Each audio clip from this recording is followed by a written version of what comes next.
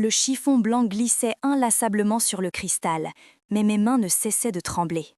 Chaque verre que je lustrais reflétait la salle dorée du Volkov, un univers de murmures feutrés, de couverts en argent et de sourires qui coûtaient plus cher que mon loyer. C'était un monde auquel je n'appartenais pas, un spectacle que je servais 6 soirs par semaine, le dos en feu et le cœur lourd du poids des factures médicales de Sofia. Ma petite sœur était tout ce qui comptait, et pour elle, je supportais l'insupportable. Je sentis un souffle chaud dans mon cou, une odeur de Cologne bon marché qui me retourna l'estomac. Souris un peu, Elena, chuchota Marco, mon manager et l'architecte de mon enfer quotidien. Tu fais peur aux clients. Sa main frôla mon poignet, juste sur le bleu qu'il y avait laissé la veille. Je ne bronchais pas, fixant le reflet d'un homme à une table d'angle, un homme dont le silence pesait plus lourd que tout le bruit du restaurant. Son regard était intense, comme s'il pouvait voir à travers moi, déceler la fissure qui était sur le point de tout faire éclater. Marco ricana, savourant son pouvoir. Je savais que cette soirée n'allait pas bien se terminer. La tension dans la salle était palpable, chaque commande semblant conçue pour me pousser à la faute. Marco, avec un sourire carnassier, m'avait confié le service de la table la plus prestigieuse, un groupe d'investisseurs étrangers qui attendaient 3 bouteilles d'un grand cru classé, une fortune liquide sur un plateau d'argent. Il savait que mes mains étaient moites, que la fatigue brouillait ma concentration. C'était son jeu favori, me placer sur une corde raide pour le simple plaisir de me voir tomber. Je me sentais observée, jugée par des dizaines de pères dieux qui ne voyaient qu'un uniforme, pas la femme épuisée à l'intérieur. Si vous avez déjà ressenti ce poids, cette impression d'être piégée par des circonstances injustes, alors vous comprenez la boule qui se formait dans ma gorge. C'est pour des moments comme celui-ci que nous partageons ces récits, pour se sentir moins seul face à l'adversité. Si cette histoire résonne en vous, je vous invite à vous abonner, à aimer la vidéo et à la partager. Votre soutien nous permet de continuer à donner une voix à celles qui se battent dans l'ombre. Et croyez-moi, la suite de mon combat ne fait que commencer. Avec le plateau chancelant entre mes mains, je naviguais entre les tables, chaque pas une prière silencieuse. Le parquet semblait se dérober sous mes pieds. J'approchais de la table des investisseurs, mon souffle court, quand la silhouette de Marco se matérialisa devant moi. Il faisait semblant de saluer un client, mais son mouvement était trop ample, son épaule heurtant délibérément le bord de mon plateau. Le temps parut se figer. Je vis les bouteilles basculer au ralenti, une danse macabre avant le fracas. Le vin rouge d'un pourpre profond gicla comme une blessure ouverte sur la nappe d'un blanc immaculé, éclaboussant le costume d'un des convives. Le son du verre se brisant fut assourdissant, un coup de tonnerre dans le silence feutré du restaurant. Un hoquet de surprise parcourut la salle. Mes yeux se levèrent vers Marco, et je vis ce que j'avais redouté, un éclair de triomphe cruel dans son regard. Il ne m'avait pas seulement humilié, il venait de signer ma ruine financière, me laissant seule face à une dette que je ne pourrais jamais rembourser. Le monde s'écroulait autour de moi, et il en était le spectateur ravi. « Espèce d'idiote, regarde ce que tu as fait !» La voix de Marco déchira le silence, chaque mot un coup de fouet. Il ne jouait plus le manager déçu, il était le bourreau se délectant de sa victoire. « Tu es incompétente, cette commande coûtera tes 6 prochains mois de salaire, si seulement je te garde. » Il s'approcha, son visage déformé par une rage feinte qui masquait mal sa jubilation. Devant tout le monde, il attrapa mon bras, ses doigts s'enfonçant dans le bleu de la veille. « Tu vas nettoyer ça, à genoux. » Quelque chose se brisa en moi. Ce n'était pas le verre, ni ma carrière, c'était la dernière digue de ma patience, le dernier fil de ma résilience. La peur pour Sofia, les nuits sans sommeil, les humiliations quotidiennes, tout a convergé en une vague de fureur pure et blanche. Je me dégageais d'un coup sec, mon corps agissant avant même que mon esprit ne puisse le commander. Mes yeux, brûlants de larmes que je refusais de verser, se fixèrent sur son visage suffisant. Le son de ma propre respiration résonnait dans mes oreilles, et dans un geste désespéré, ma main s'envola pour le frapper. Le claquement fut sec, net, un écho brutal qui figea chaque convive. Mais mon poing n'avait pas rencontré la joue ricanante de Marco. Il était là, à un pas de moi, le visage blême, les yeux écarquillés par la surprise. Entre nous deux se tenait une autre silhouette, grande, immobile, vêtue d'un costume sombre si parfaitement coupé qu'il semblait avoir été taillé dans l'ombre elle-même.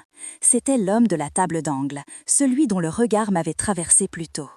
Il n'avait pas scié, n'avait pas bougé d'un centimètre, mais sur sa joue pâle et anguleuse, une marque rouge vif commençait à apparaître, l'empreinte parfaite de ma main. La fureur qui m'avait animée s'évapora instantanément, remplacée par une terreur glaciale qui me paralysa des pieds à la tête. J'avais giflé un client. Pas n'importe quel client. Je venais de frapper Dante Volkov, le propriétaire énigmatique et redouté de cet endroit, un homme dont la réputation murmurée dans les cuisines le décrivait comme plus dangereux que n'importe quel criminel de Paris. Mon acte de rébellion venait de me condamner bien au-delà d'un simple licenciement. Un silence de mort s'était abattu sur le restaurant. On aurait pu entendre une épingle tomber sur la moquette épaisse. Chaque seconde qui s'étirait semblait durer une éternité, une attente insoutenable avant l'explosion de violence que tout le monde anticipait. Marco, réalisant ce qui venait de se passer, affichait un mélange grotesque de peur et d'une joie mauvaise, certain que j'allais être anéanti. Mais Dante Volkov ne réagit pas comme prévu. Ses yeux, d'un gris d'acier, restèrent fixés sur les miens, non pas avec colère, mais avec une curiosité intense et déstabilisante. Il semblait me disséquer, analyser la peur, le défi et le désespoir qui se battaient sur mon visage. Puis, très lentement, il tourna la tête vers Marco. Le changement fut subtil, mais toute la chaleur quitta la pièce. Son regard devint glacial, vide de toute émotion. « Dehors », dit-il. Sa voix était basse, presque un murmure, mais elle portait une autorité si absolue qu'elle fit reculer Marco d'un pas. « Vous êtes viré. Ne remettez plus jamais les pieds dans un de mes établissements.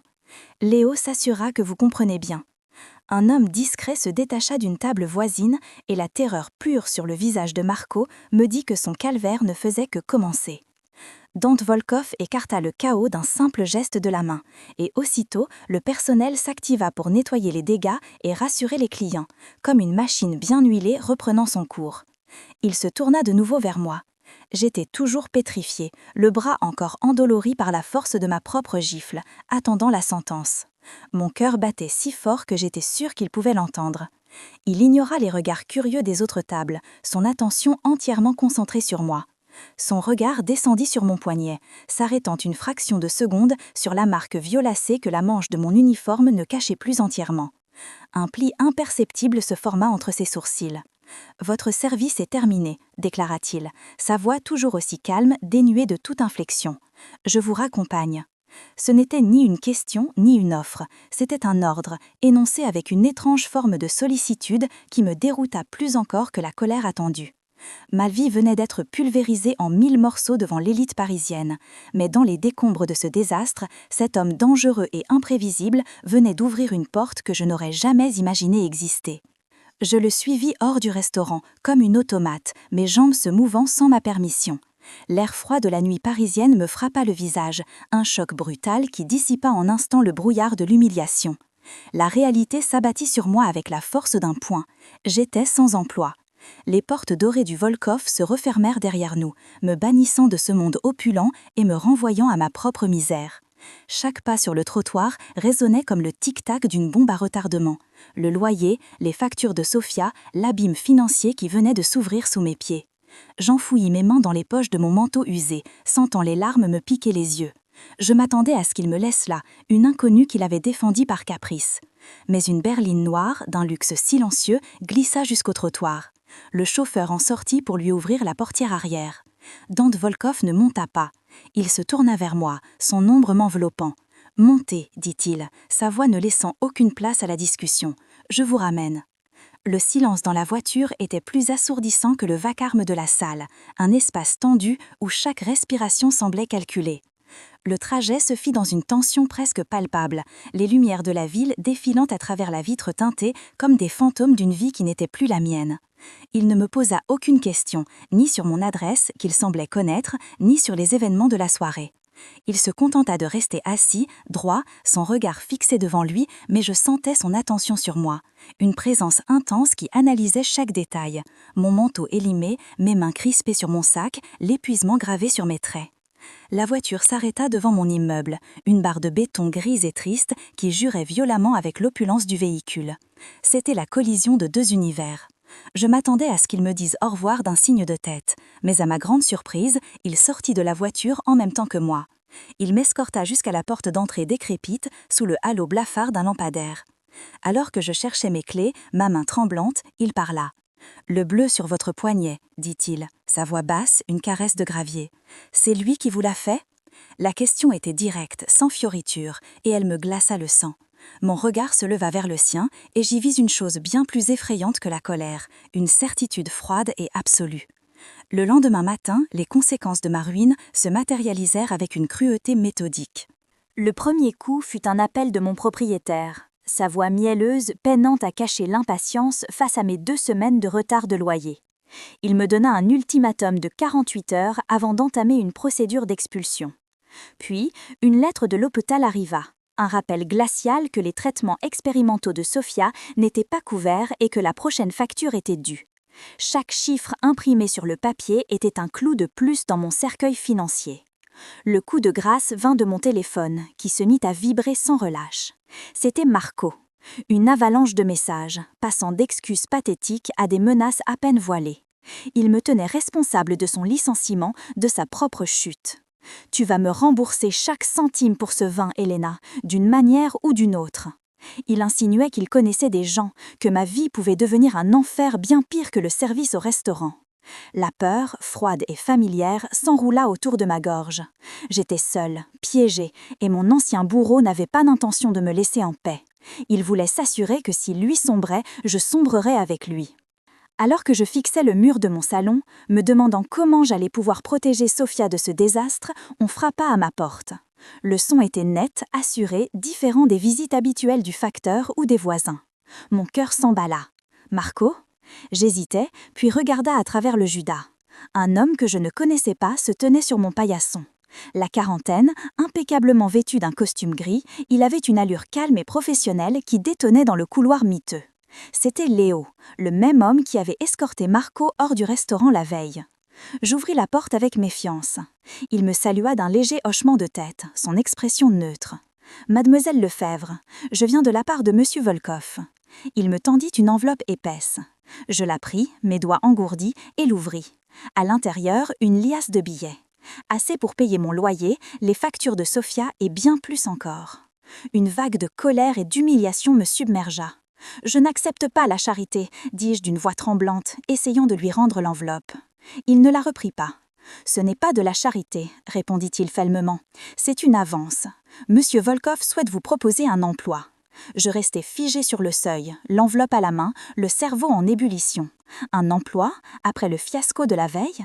Quel genre d'emploi ? Demandai-je, ma méfiance luttant contre la lueur d'espoir qui venait de naître. Léo me regarda droit dans les yeux, son calme imperturbable. Pas dans la restauration. Monsieur Volkoff a besoin d'une assistante personnelle pour gérer son agenda privé et l'intendance de sa résidence. Chaque mot semblait peser, calculé. Il continua, déroulant les détails d'une offre qui paraissait irréelle. Un salaire qui représentait plus de 3 fois ce que je gagnais au restaurant. Une couverture médicale complète pour moi et ma sœur, incluant les meilleurs spécialistes. Et le détail le plus stupéfiant, un logement de fonction. Un appartement meublé dans l'immeuble où il résidait lui-même. La sécurité, le confort, la fin de tous mes soucis financiers, tout cela sur un plateau d'argent. Mais je sentis le piège se refermer. Cette proximité, cette dépendance totale, c'était une cage, plus luxueuse que celle de Marco, mais une cage tout de même. Mon instinct, affûté par des années de manipulation, hurlait au danger. Un homme comme Dante Volkoff n'offrait pas le paradis sans en réclamer les clés. Ma résistance se durcit, une armure forgée par une vie de déception. « Pourquoi moi ?» lançai-je, ma voix plus sèche que je ne l'aurais voulu. « Je n'ai aucune expérience, je ne suis qu'une serveuse qui vous a giflé au milieu de votre propre restaurant. » Je voulais qu'il admette l'absurdité de la situation, qu'il révèle la véritable nature de ce marché de dupes. Léo ne se départit pas de son sérieux. Monsieur Volkoff apprécie la discrétion, et il a une aversion particulière pour l'injustice. Il marqua une pause, me laissant absorber ses paroles. Nous avons mené une enquête interne rapide sur les événements d'hier soir. Nous savons que le harcèlement constant de Marco à votre égard. Nous savons qu'il volait dans la caisse pour couvrir des dettes de jeu et qu'il avait l'intention de vous faire accuser pour s'en sortir. Le choc me coupa le souffle. Il savait. Dante Volkoff n'avait pas simplement assisté à une scène, il en avait disséqué les coulisses avec une efficacité redoutable. Il n'avait pas seulement vu ma gifle, il avait vu la raison derrière, la provocation, le désespoir. Il avait vu la vérité, et cela changeait absolument tout. Il n'était pas un sauveur accidentel, mais un juge silencieux. Le monde bascula sous mes pieds. La protection qu'il m'avait offerte n'était pas un acte impulsif, mais une décision calculée basée sur des faits. Léo, comme s'il lisait dans mes pensées, ajouta l'élément final qui allait sceller mon destin. Les dettes de Marco n'étaient pas contractées à n'importe qui, dit-il d'un ton factuel, mais lourd de sous-entendus. Ce nom, je l'avais déjà entendu dans les cuisines, murmuré avec un mélange de crainte et de respect macabre. C'était un clan rival, connu pour sa brutalité. En humiliant publiquement un de leurs débiteurs et en vous prenant sous son aile, même pour un soir, M. Volkov a envoyé un message. Les Moretti pourraient être tentés de répondre. Ils pourraient vous voir comme un moyen de l'attendre, une faiblesse. La peur que j'avais ressentie face à Marco n'était rien comparée à la terreur glaciale qui m'envahit. L'offre de Dante n'était plus une proposition, c'était une nécessité vitale. Il ne m'offrait pas seulement un emploi, il m'offrait un sanctuaire, car c'était lui qui m'avait involontairement placé au centre de la cible. Je sentis le poids de la décision m'écraser. D'un côté, ma liberté précaire, mon indépendance farouche, mais aussi la menace des Moretti, l'expulsion, l'incapacité de soigner Sofia. De l'autre, la cage dorée de Dante Volkov. Une prison de luxe, certes, mais une prison quand même, où ma vie serait inextricablement liée à un homme dont le monde était fait de violence et de secrets. Je pensais au visage de ma sœur, à son sourire courageux malgré la douleur, à la promesse que je m'étais faite de toujours veiller sur elle. Cet appartement exigu, qui avait été mon refuge, me parut soudain invivable, un tombeau de soucis et de peurs. La fierté était un luxe que je ne pouvais plus me permettre.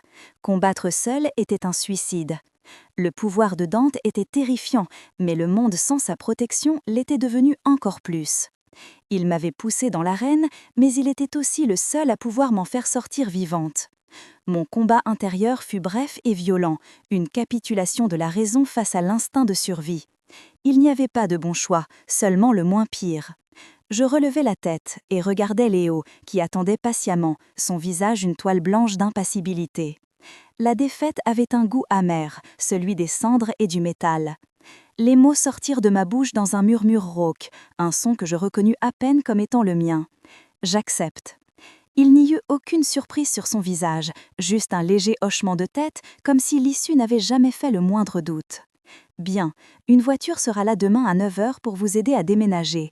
Vous recevrez toutes les instructions nécessaires. Il se tournait pour partir, me laissant seule dans l'encadrement de la porte, l'enveloppe de billets encore serrée dans ma main.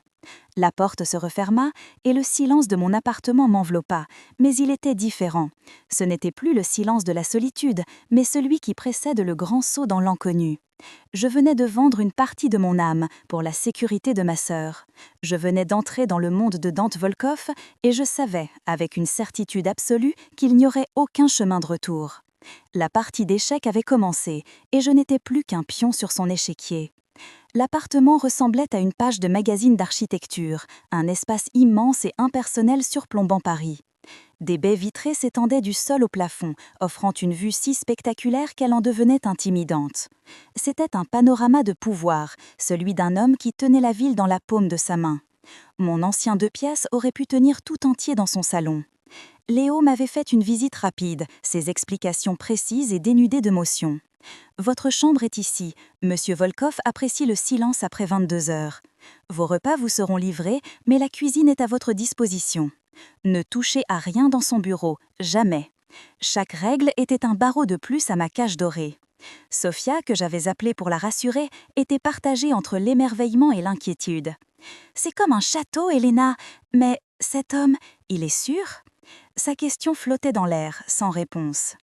Je me tenais au milieu de ce luxe stérile, vêtu de mes vieux jeans, me sentant comme une pièce rapportée, un oiseau égaré dans un palais de verre.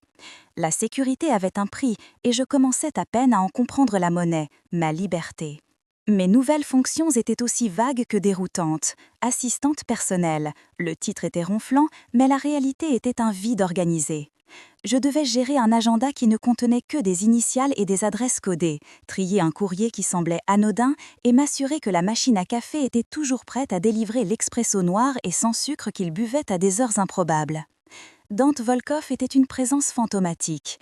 Il partait avant l'aube et rentrait bien après que la ville se soit endormie, se déplaçant dans l'appartement avec une discrétion de prédateur. Nos interactions étaient rares et fonctionnelles. Un matin, j'ai pris l'initiative de réorganiser quelques livres sur une étagère de sa bibliothèque. Il est entré au moment où je déplaçais un vieux volume relié en cuir. Il s'est arrêté net, son regard d'acier se fixant sur mes mains. « Ne changez pas l'ordre des choses, Helena », a-t-il dit, sa voix basse et tranchante. « Chaque chose a sa place pour une raison. » J'ai senti le rouge me monter aux joues, un mélange de honte et de rébellion. J'étais une employée, certes, mais aussi une prisonnière dans ce musée silencieux où même la poussière semblait avoir sa place assignée. Un soir, la routine s'est brisée. Je traversais le salon pour regagner ma chambre quand je l'ai vu dans son bureau, la porte entr'ouverte. Il n'était pas au téléphone ni devant son ordinateur. Il se tenait près de la fenêtre, le dos tourné, tenant un petit cadre argenté dans ses mains. La rigidité habituelle de ses épaules avait disparu, remplacée par une sorte de lassitude infinie. Je ne sais pas ce qui m'a pris. Au lieu de m'éclipser, je suis allée à la cuisine et j'ai préparé une infusion à la camomille, comme j'en faisais pour Sophia les soirs de douleur. Je suis entrée sans frapper, posant doucement la tasse sur le coin de son bureau. Il s'est retourné, surpris, et a rapidement reposé le cadre face contre table. Ses yeux gris semblaient moins durs à la lumière tamisée de la lampe. « Je pensais que ça pourrait vous faire du bien », ai-je bafouillé. Il a regardé la tasse fumante, puis m'a regardé, un long silence s'installant entre nous. « Merci », a-t-il finalement murmuré. Ce simple mot, dépourvu de son autorité habituelle, a créé une fissure dans le mur de glace qui nous séparait.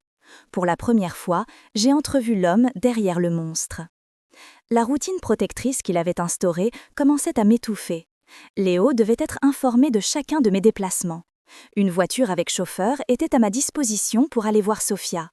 Je ne pouvais plus simplement descendre acheter du pain ou flâner dans une librairie.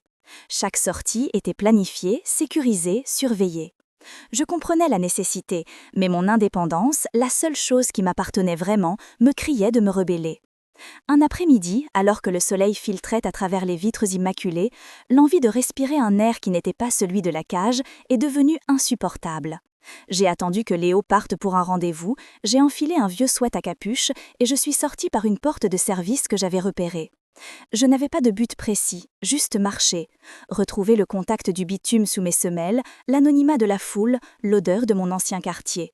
C'était une folie, un acte de défi puéril, mais vital. En m'éloignant de la tour de verre, je me sentais à la fois coupable et exaltée, savourant chaque seconde de cette liberté volée sans me douter du prix qu'elle allait me coûter. Mon ancien quartier n'avait pas changé. Les mêmes visages fatigués, les mêmes commerces un peu décrépits. Une familiarité rassurante qui me fit baisser ma garde. Je me suis assise sur un banc pour regarder les enfants jouer, un semblant de normalité qui me fit presque oublier le monde de Dante. C'est alors que je l'ai senti, cette impression désagréable d'être observée. J'ai balayé la place du regard, mais rien ne sortait de l'ordinaire, probablement la paranoïa, me suis-je dit. J'ai repris ma route, pressant le pas, mais le sentiment persistait. Une berline noire aux vitres teintées, que je n'avais pas remarquée auparavant, semblait se maintenir à distance, s'adaptant à mon rythme. Mon cœur a commencé à battre plus fort. J'ai tourné dans une rue plus étroite et la voiture a tourné aussi. La peur s'est changée en certitude glaciale. Devant une épicerie, je me suis arrêtée, faisant semblant de regarder la vitrine. Un homme est sorti de la voiture, grand, vêtu d'un manteau sombre.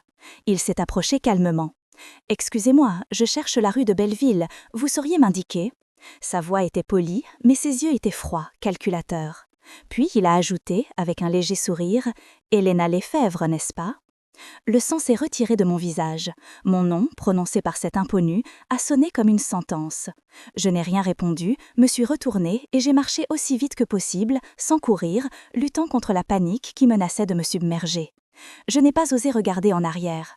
J'ai heulé le premier taxi que j'ai vu et j'ai donné l'adresse de Dante, ma voix un filet tremblant. Le trajet m'a paru durer une éternité. Chaque voiture derrière nous était une menace potentielle. Quand je suis enfin arrivée dans le hall sécurisé, mes jambes flageolaient.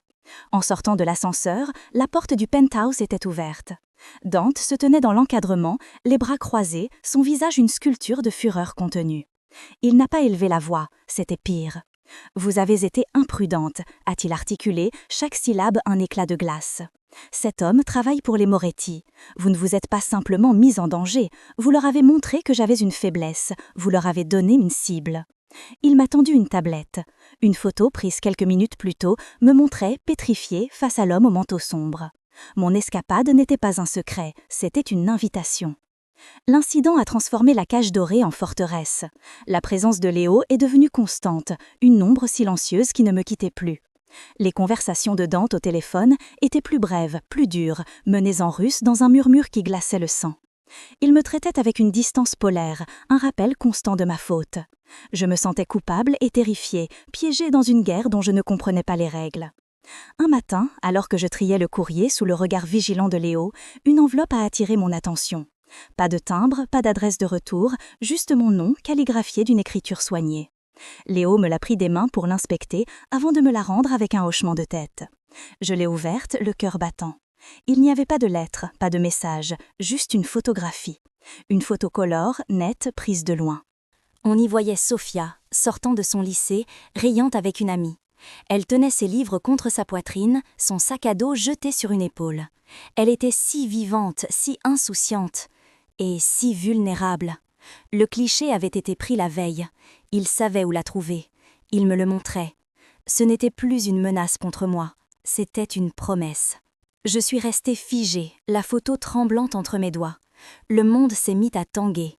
Léo a immédiatement saisi la gravité de la situation et a emporté la photo pour la montrer à Dante.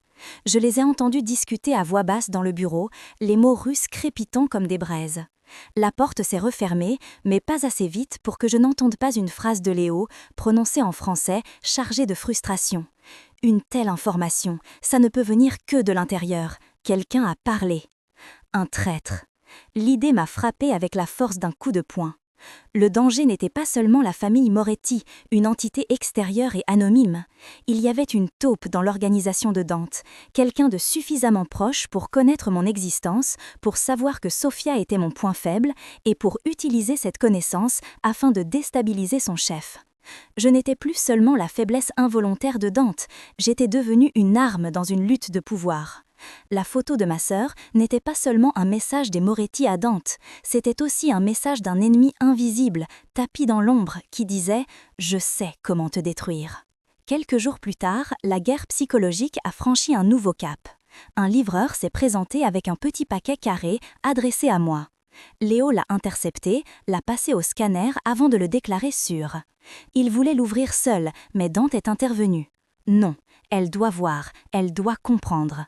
Ses mots étaient durs, mais son regard trahissait une once d'inquiétude. Il a pris le paquet et a coupé le ruban avec un couteau de bureau. À l'intérieur, une boîte à musique en bois sombre, finement ouvragée. Un objet d'un autre temps, presque charmant. Une appréhension terrible m'a noué l'estomac. Dante a soulevé le couvercle.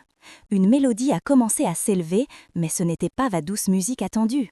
C'était une version lente, discordante, presque funèbre, d'une berceuse que je chantais à Sofia pour l'endormir quand elle était petite. Mon sang s'est glacé dans mes veines. Et puis j'ai vu ce qui reposait sur le velours rouge à l'intérieur. Ce n'était pas une ballerine qui tournait, c'était un canari, son petit corps inerte, ses plumes jaunes souillées. Un oiseau en cage, mort. Le message était d'une clarté monstrueuse. Le refuge était devenu une cible et la berceuse de l'enfance, une marche funèbre. La mélodie discordante de la boîte à musique s'est tue, mais elle continuait de résonner dans ma tête, une scie grinçante sur mes nerfs à vif. Je restais là, pétrifiée, le petit oiseau mort, une tache jaune et macabre dans mon champ de vision. Léo a juré à voix basse, mais c'est la réaction de Dante qui a aspiré tout l'air de la pièce. Il n'a pas crié, il n'a pas bougé.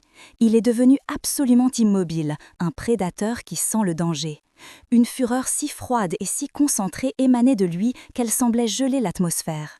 Ses yeux gris acier se sont posés sur moi, et pour la première fois, j'y ai vu autre chose que de l'autorité ou de la curiosité. J'y ai vu une faille, une lueur de douleur ancienne, presque de la peur.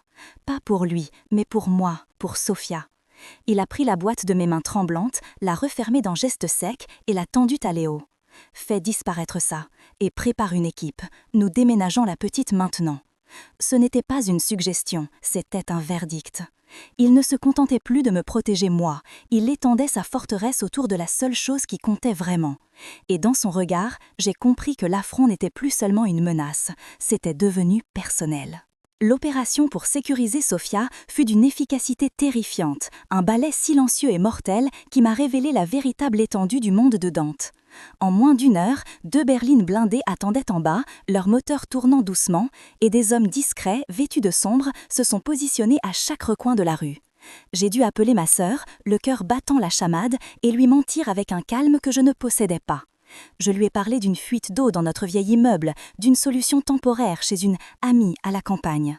Sa voix, pleine d'une confiance innocente, a été un poignard dans ma conscience. La voir sortir de l'école, son sac à dos sur l'épaule, et être guidée par Léo vers l'une des voitures a été la chose la plus difficile que j'ai jamais faite. Je l'ai rejointe à l'arrière du véhicule de Dante. Alors que les portes se verrouillaient avec un bruit sourd, m'enfermant avec elle et cet homme énigmatique, le barrage que je retenais a cédé. Une larme a roulé sur ma joue. Dante, assis en face de nous, n'a rien dit. Il a simplement tendu la main et a posé 2 doigts sur mon poignet, un geste bref, presque imperceptible, mais qui ancrait ma panique dans une certitude solide. Il était là. Nous roulions depuis à peine 10 minutes quand le monde a explosé. Une camionnette a déboulé d'une rue adjacente, percutant de plein fouet la voiture de tête de notre convoi.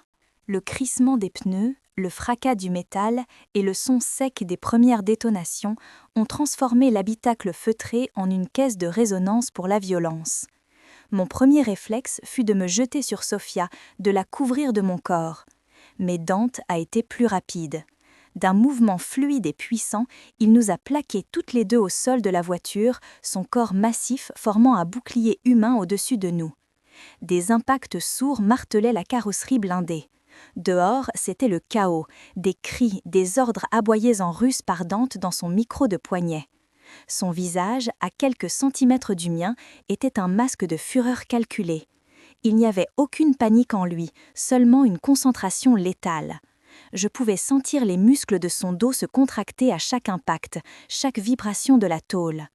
Dans cet enfer de bruit et de peur, protégé par le corps de l'homme le plus dangereux de Paris, j'ai compris que la cage dorée n'était pas une prison. C'était le seul endroit sûr dans une guerre que je n'avais pas choisie. L'attaque fut repoussée avec une brutalité méthodique, et nous sommes arrivés dans un domaine isolé, une forteresse de pierre et de silence nichée au cœur d'une forêt. Sophia, pâle mais indemne, fut immédiatement prise en charge par une gouvernante au visage doux qui l'emmena dans une chambre pour se reposer. Léo, le bras en écharpe mais le regard toujours aussi vif, coordonnait les équipes de sécurité. Je suis restée seule avec Dante dans le grand hall. L'adrénaline retombait, laissant place à un tremblement incontrôlable. Il s'est approché de moi, ses yeux balayant mon visage, mes bras, comme pour s'assurer qu'aucune blessure ne lui avait échappé. Ses mains se sont posées sur mes épaules, fermes mais étonnamment douces. Ils paieront pour ça, Elena. Sa voix était un murmure de gravier, une promesse sombre. Ils ont franchi une ligne. Il a détourné le regard, fixant un point invisible par la fenêtre. Quand j'étais jeune, je n'ai pas pu protéger ma sœur. Elle a payé le prix de mon nom, de qui était mon père. Je me suis juré que plus jamais je ne laisserais un innocent être la victime d'une guerre qui n'est pas la sienne. Il venait de me donner la clé de son âme, la source de son code moral. Je n'étais plus seulement une employée, j'étais devenue le symbole de la promesse qu'il s'était faite des années auparavant. Cette nuit-là, le sommeil était un pays lointain et inaccessible. J'ai erré dans les couloirs silencieux du manoir, me sentant comme un fantôme dans une vie qui n'était pas la mienne. Une lueur vacillante m'a attirée vers la bibliothèque. Il était là, devant une immense cheminée où dansait un feu crépitant. Un verre de whisky à la main, il contemplait les flammes, l'armure de contrôle qu'il portait en permanence enfin fissurée. L'ombre de la fatigue et de chagrin assombrissait ses traits. Je suis entrée sans un bruit, m'asseyant dans un fauteuil en cuir non loin de lui. Nous sommes restés silencieux pendant un long moment. Le seul son était le craquement du bois.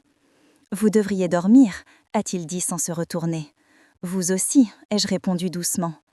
Il a eu un léger rire, un son sans joie. Le sommeil est un luxe pour les hommes qui n'ont pas de fantômes. Je lui ai parlé de mes parents, de la responsabilité écrasante que je ressentais pour Sophia depuis leur mort. Il m'a écouté, vraiment écouté. Puis, il m'a parlé de son père, un homme brutal dont il avait hérité d'un empire de sang et de peur, un empire qu'il essayait de diriger avec un semblant d'honneur. Dans la chaleur du feu, 2 mondes se sont touchés, 2 solitudes se sont reconnues.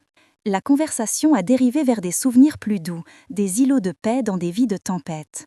Il a remarqué une fine cicatrice blanche sur le dos de ma main. « Un souvenir d'enfance » a-t-il demandé, sa voix plus douce. Je lui racontai l'histoire stupide d'une cabane dans un arbre et d'un clos rouillé, un petit drame de mes 8 ans. Un vrai sourire, le premier que je voyais, a éclairé son visage. Il m'a montré une petite marque juste au-dessus de son sourcil, presque invisible. Une bagarre pour défendre l'honneur d'une fille dans la cour de l'école. J'ai gagné la bagarre, mais j'ai perdu la fille.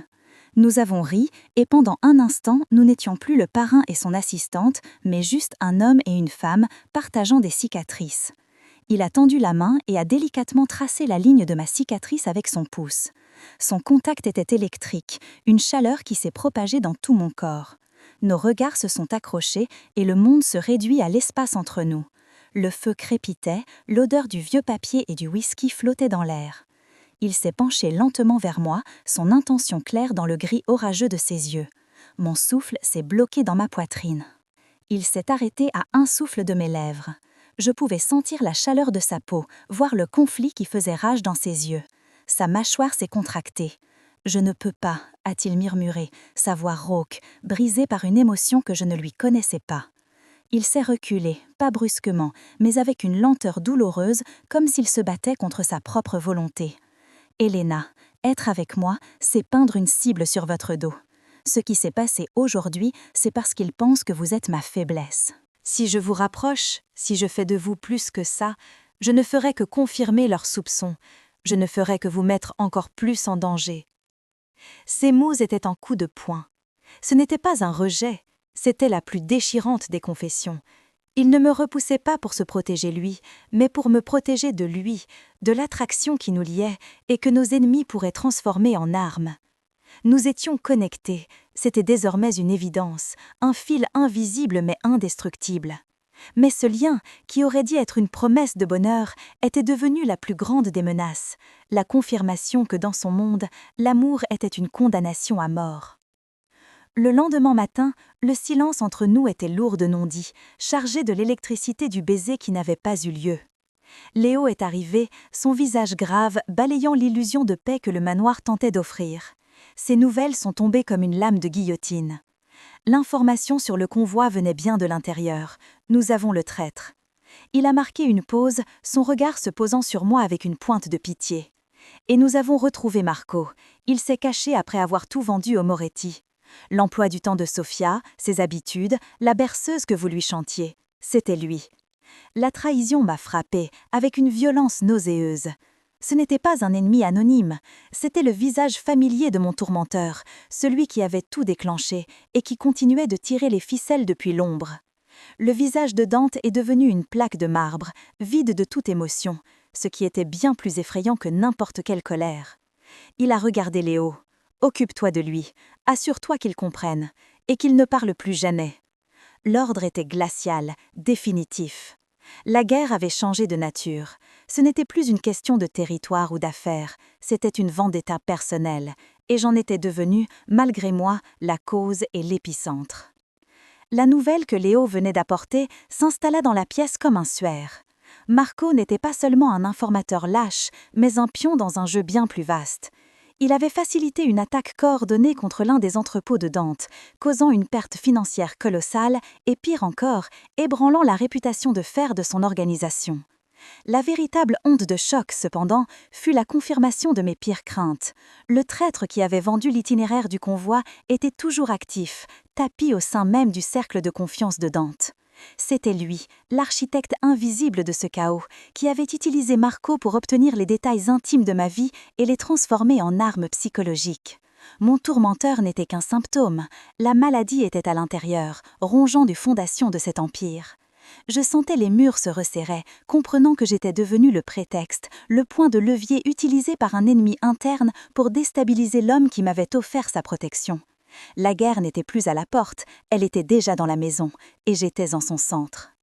L'atmosphère du manoir devint irrespirable, une prison de paranoïa et de silence tendu. La sécurité fut triplée, chaque ombre devenant un suspect potentiel. Dante se mua en un fantôme de fureur contenue, disparaissant pendant des heures dans son bureau pour des appels en russe qui crépitaient comme des menaces de mort. Il m'évitait, et lorsque nos regards se croisaient, je n'y voyais plus la curiosité ou la chaleur naissante, mais une froideur distante, le regard d'un général évaluant une erreur stratégique. Je n'étais plus une femme qu'il protégeait, mais une faille dans son armure, une vulnérabilité qu'il devait contenir. Un soir, sa porte de bureau mal fermée laissa filtrer les éclats d'une dispute avec Léo. La voix de son bras droit était basse, insistante, arguant que ma présence et celle de Sophia étaient un risque incalculable. La réponse de Dante fait un rugissement sourd, mais les mots qui suivirent, prononcés en français pour une raison qui m'échappa, me transpercèrent le cœur. « Elle est mon erreur, c'est à moi de la gérer. » Une erreur. Le mot résonna dans le vide de mon estomac, brisant en 1000 morceaux la fragile connexion que nous avions tissée au coin du feu. Le coup de grâce fut porté par une main gantée de velours. Isabella Volkov, la mère de Dante, fit son apparition au manoir non pas comme une visiteuse, mais comme une souveraine, inspectant un territoire en crise. Elle était l'incarnation de l'élégance et du pouvoir, une femme dont le regard portait le même acier que celui de son fils. Elle me convoqua dans la bibliothèque pour une conversation privée. Avec une politesse plus tranchante qu'une lame, elle m'exposa les faits. Mon arrivée coïncidait avec la pire période de déstabilisation que son fils ait connue. Une embuscade, un entrepôt en cendres, un traître dans ses rangs. Puis, elle me raconta l'histoire d'Anya, la sœur que Dante n'avait pas pu sauver, tuée des années auparavant par un rival qu'il avait utilisé pour attendre leur père. Elle ne m'accusa de rien, elle n'en avait pas besoin. Chaque mot était un miroir me renvoyant mon propre reflet, celui d'une nouvelle Anya, une nouvelle faiblesse, un nouveau catalyseur de tragédie. « Mon fils ne reculera jamais pour vous protéger, Helena », conclut-elle doucement. « C'est sa force et sa malédiction. Un véritable acte d'amour, parfois, c'est de disparaître. » La trahison prit un visage, et ce fut celui de la famille. Le traître n'était autre que Dimitri, un cousin que Dante avait recueilli et élevé comme un frère, un homme qui partageait ses repas et ses secrets. Léo, le bras toujours en écharpe mais le regard d'une lucidité implacable, présenta les preuves. Des transferts d'argent, des appels cryptés, des mouvements qui coïncidaient parfaitement avec chaque attaque. Poussé par une jalousie maladive et une alliance secrète avec les Moretti, Dimitri avait orchestré la chute de Dante, utilisant ma présence comme la parfaite distraction. La confrontation eut lieu dans le grand hall. Dante ne cria pas. Il se contenta de regarder Dimitri, son visage une toile vide où se peignait la mort d'une confiance absolue. Mais avant que les gardes ne puissent intervenir, Dimitri commit l'acte ultime de profanation. Il sortit une arme, non pas pour la pointer sur Dante, mais sur Léo, qui se tenait à ses côtés. Le coup de feu claqua, un son sec et obscène dans le silence du manoir. Léo s'effondra, une tache pourpre s'étalant sur sa chemise blanche. Dans la confusion qui s'ensuivit, Dimitri s'enfuit, laissant derrière lui un homme à l'agonie et une fraternité en ruine. Le chaos qui suivit fut une chorégraphie macabre et efficace. Léo fut emporté d'urgence, sa vie ne tenant qu'à un fil. Le manoir, d'habitude si calme, bourdonnait d'ordres étouffés et de pas pressés. Je restais figée, le son de la détonation encore vibrant dans mes os. C'était la preuve finale, irréfutable. Chaque désastre, depuis cette gifle au restaurant, avait mené à cet instant. Léo, le seul qui m'avait montré une forme de gentillesse pragmatique, qui m'avait expliqué les règles de ce monde, se vidait de son sang à cause d'une chaîne d'événements que j'avais déclenchée. Je levai les yeux vers Dante. Il se tenait près de la porte, là où Léo était tombé, son corps rigide, son visage une statue de marbre. Mais je vis ses mains, à ses côtés, trembler d'une rage si pure et si concentrée qu'elle semblait absorber toute la lumière de la pièce. Il était en train de se briser, et j'étais le marteau. Les mots d'Isabella, un véritable acte d'amour, c'est de disparaître, devint une sentence. Je n'étais pas sa faiblesse, j'étais son poison. La décision s'imposa à moi, froide et inéluctable. Je devais partir, pas pour me sauver, mais pour le sauver de moi. Cette nuit-là, alors que toute l'attention était tournée vers l'hôpital, j'ai mis mon plan à exécution. Chaque mouvement était un déchirement. J'ai rédigé une note, quelques mots seulement, posée sur son bureau immaculé. Vous aviez raison, j'étais une erreur. Je la corrige. Je n'ai rien pris de ce qu'il m'avait donné. J'ai enfilé mes vieux vêtements, récupéré le peu d'argent que j'avais sur moi le jour de mon arrivée et je suis allée chercher Sophia. Le mensonge que je lui ai servi, une escapade surprise loin de tout, avait le goût des cendres. Elle m'a suivi, sa confiance une blessure béante dans ma conscience. Nous nous sommes glissés dehors par une porte de service que j'avais repérée, fuyant la forteresse qui était censée nous protéger. Chaque pas dans l'obscurité humide de la nuit était un pas vers l'inconnu, mais aussi un pas qui l'éloignait du danger que je représentais. C'était un acte désespéré, un sacrifice fondé sur la conviction que mon absence était la seule armure que je pouvais encore lui offrir. En fuyant, je brisais notre pacte, je trahissais sa protection et je m'arrachais le cœur pour tenter de préserver le sien. Notre refuge fut une chambre d'hôtel miteuse dans une ville anonyme, à des heures de Paris. L'odeur de désinfectant et de solitude flottait dans l'air. Sophia, sentant mon angoisse, me posait des questions auxquelles je ne pouvais répondre, son inquiétude un reproche silencieux. Je les regardais s'endormir, son visage paisible contrastant violemment avec la tempête qui faisait rage en moi. La réalité de ma situation s'est abattue sur moi avec une brutalité sans nom. J'étais seule, en fuite, sans argent ni plan. J'avais abandonné le seul homme qui m'avait jamais défendu, entraînant ma sœur dans ma chute. Les Moretti, Dimitri, ils étaient toujours une menace que j'affrontais désormais sans protection. Sur la petite télévision de la chambre, un flash d'information montrait des images floues d'une scène de crime à Paris, évoquant un règlement de compte. Mon cœur se serra. J'avais fui pour le protéger, mais l'avais-je seulement condamné à se battre seul ? J'étais au fond du gouffre, séparée de lui, l'ennemi semblant triompher, avec la certitude que le monde fragile que nous avions commencé à construire avait volé en éclats, détruit par ma propre main. La solitude de cette chambre d'hôtel était une créature vivante qui respirait le désespoir et l'odeur de moisi. Chaque sirène au loin me faisait sursauter, chaque ombre dans le couloir était une menace. Sophia dormait, mais son sommeil était agité, comme si elle sentait que notre fuite n'était pas une libération, mais un exil vers un danger plus grand encore. Je regardais son visage, si jeune, si innocent, et la culpabilité me rongeait. Je l'avais arrachée à la seule sécurité qu'elle avait connue pour la jeter dans cet abîme. Mais la passivité était un luxe que je ne pouvais plus m'offrir. J'avais été une victime, puis un fardeau, puis une erreur. C'en était assez. La solitude de cette chambre d'hôtel était une créature vivante qui respirait le désespoir et l'odeur de moisi. Chaque sirène au loin me faisait sursauter, chaque ombre dans le couloir était une menace. Sophia dormait, mais son sommeil était agité, comme si elle sentait que notre fuite n'était pas une libération, mais un exil vers un danger plus grand encore. Je regardais son visage, si jeune, si innocent, et la culpabilité me rongeait. Je l'avais arrachée à la seule sécurité qu'elle avait connue pour la jeter dans cet abîme. Mais la passivité était un luxe que je ne pouvais plus m'offrir.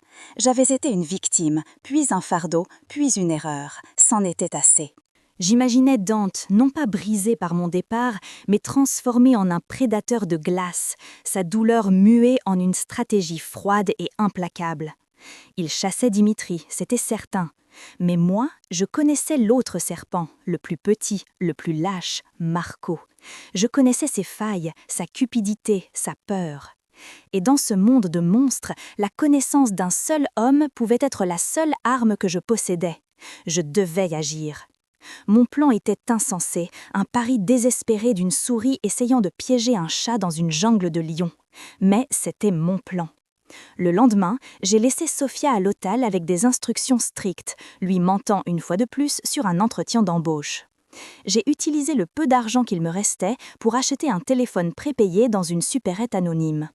Mes doigts tremblaient en composant le numéro de Marco, un numéro que j'avais essayé si fort d'oublier.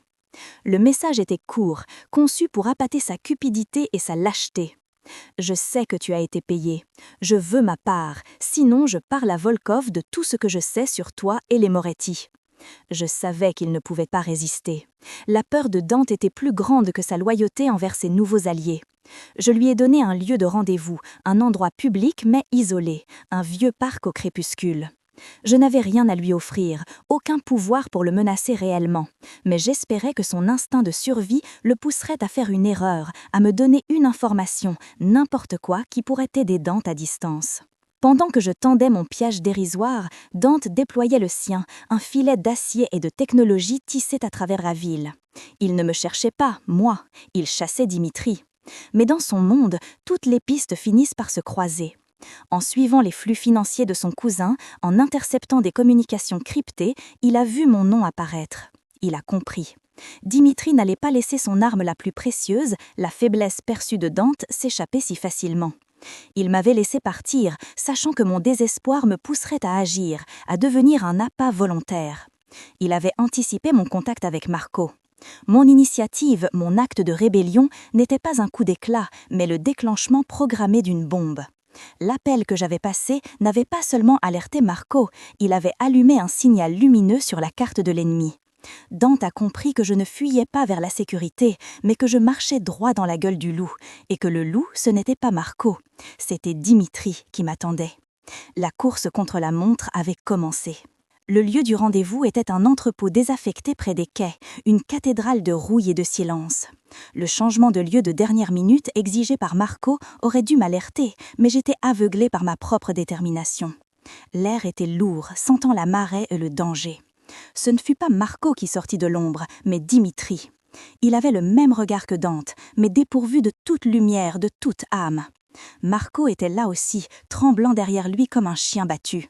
« Courageuse mais stupide », dit Dimitri, sa voix calme contrastant avec la violence de la situation. Il m'a parlé de Dante comme d'un soleil noir qui avait aspiré toute sa vie, toute sa reconnaissance.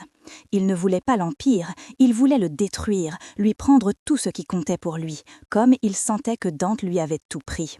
Et j'étais la pièce maîtresse de sa vengeance. « Il va venir pour vous, dit-il avec un sourire cruel.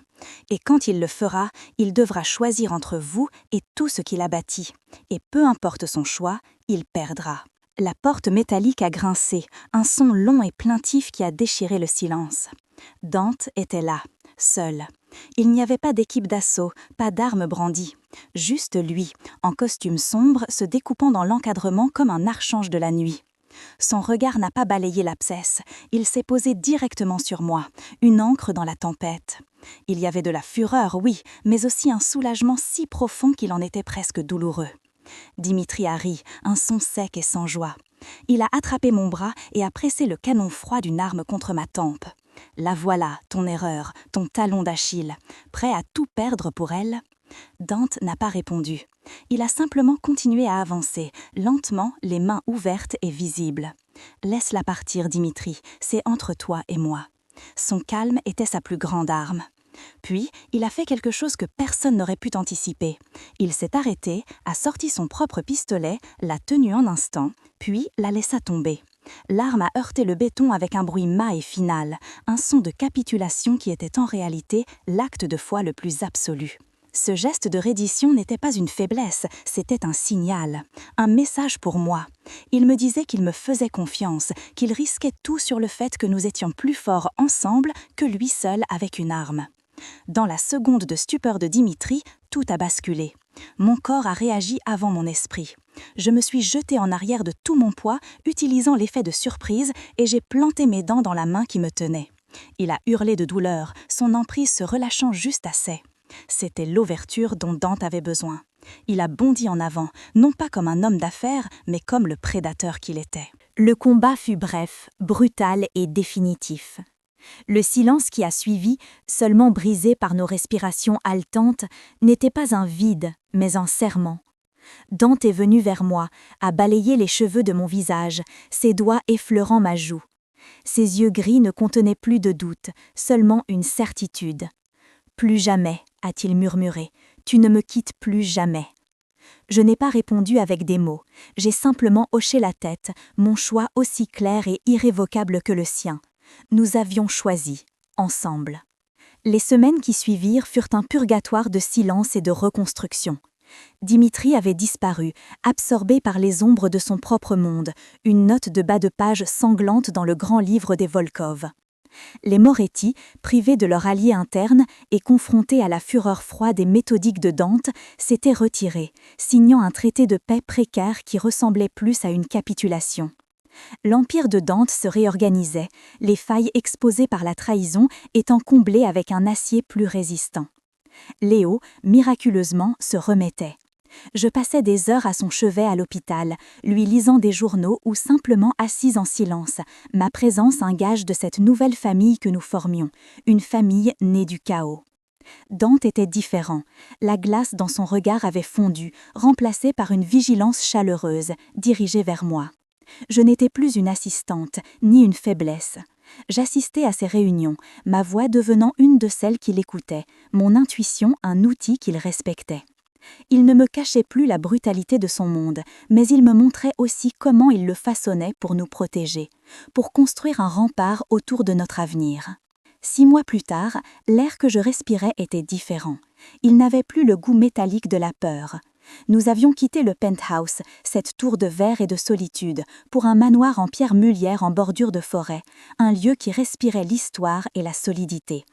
Sophia, dont les traitements avaient eu un succès spectaculaire grâce aux spécialistes que Dante avait trouvés, courait dans le jardin, son rire se mêlant au chant des oiseaux. C'était la mélodie de notre nouvelle vie.